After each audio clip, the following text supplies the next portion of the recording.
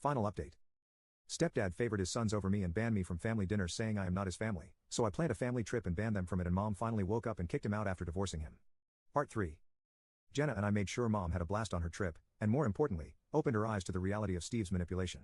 We convinced her to cut off his access to their joint account since he was blowing her money on who knows what. When we got back, we were greeted by a mountain of beer cans, but the cherry on top was Emily, who was supposed to be working but was actually holed up in a room with her boyfriend. Mom was livid and told them to get the boyfriend out ASAP, no strangers in our home. The peace we found on our trip was shattered, and we were back to dealing with these toxic people. Ugh, they're exhausting. When Steve saw Mom, he gave her a tight hug. Mom questioned him about the empty cans and the mess he had created. He dismissed her complaints and kissed her, claiming he missed her so much. Yeah, right. Well, I know it's just her money he's missing, and sure enough, after just 15 minutes, he asked her for money. I mean, come on. Mom, being the enabler she's been, gave him some money. Ugh, I know, and he promptly left. The drama never ends with these two. The house was a mess, so I helped Mom clean up. Emily came out to lend a hand with a sad face but didn't say anything. Then Steve stumbled back in, drunk and belligerent, spewing vile nonsense at me and my mom. He had the audacity to claim my mom was inconsiderate and selfish to Emily and him.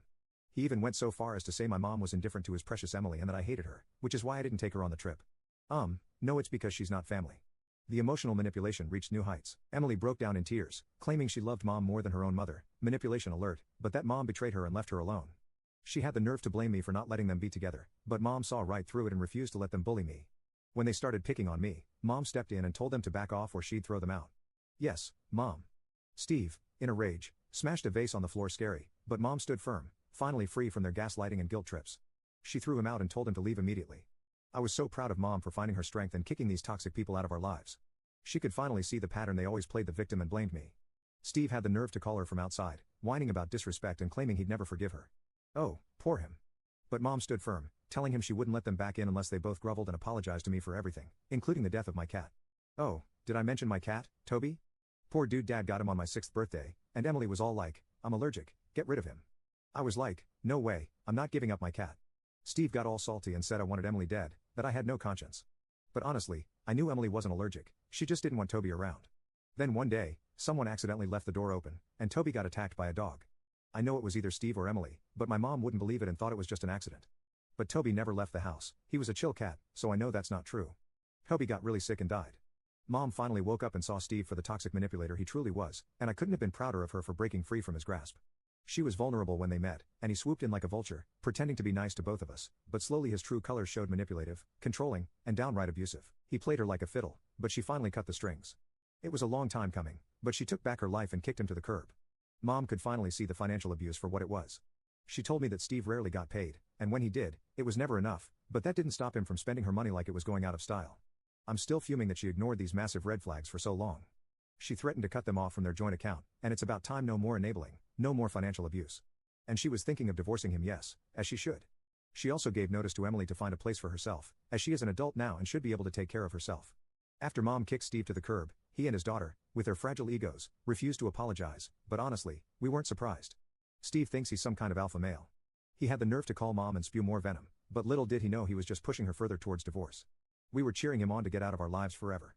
We thought we'd seen the last of Steve's drama, but nope. That night, we got a surprise visit from two massive guys who showed up at our door. We thought it was Steve coming to cause more trouble, but oh boy, we were wrong. They told us through the door camera that they wanted Steve to pay up the money he lost in gambling. I'm talking thousands, people. My jaw dropped like never before. Mom told them Steve no longer lived here and that she had divorced him. She gave them a nice not my problem and told them to find Steve elsewhere. I was dying to know what other skeletons Steve had in his closet. Mom's anxiety level went through the roof. She checked her phone and got another shock: Steve had emptied their entire bank account, funding his gambling addiction. We were livid and struggled to get through the night. The next morning, Mom took matters into her own hands. She sold all Steve's stuff and got half the money back. She knew Steve would come crawling back for his stuff, and sure enough, he showed up at night. But Mom was ready. She told him she'd sold all his belongings, and he unleashed a tirade of abuse, calling her a witch. But here's the kicker: when my mom told Steve she was filing for divorce, he showed no remorse, no regret, zero, zilch, nada. He's got some serious nerve. We were all shaking our heads, but my mom stood firm. She was finally taking back her life, and we were cheering her on. Mom told us that Steve's friend Richard ran an illegal gambling store in the basement of his house. Aunt Jenna knew someone in the police, and she tipped them off regarding the illegal setup. The authorities raided the hideout, but that's not all. They also found strippers on the premises. Mom was devastated, her heart broken into a million pieces. She couldn't believe Steve's involvement in such shady activities and the fact that he'd even attended strip clubs after the illegal gambling operation was shut down. Steve squandered on his addiction. Mom filed for divorce. She threw Emily out of the house after a month, despite her pleas for more time. Now, as I prepare to leave for college, I can finally breathe a sigh of relief knowing Mom is safe and supported. Aunt Jenna is there to help her heal, and Steve and Emily are out of our lives for good. The drama has finally ended, and we can start our new chapter in peace.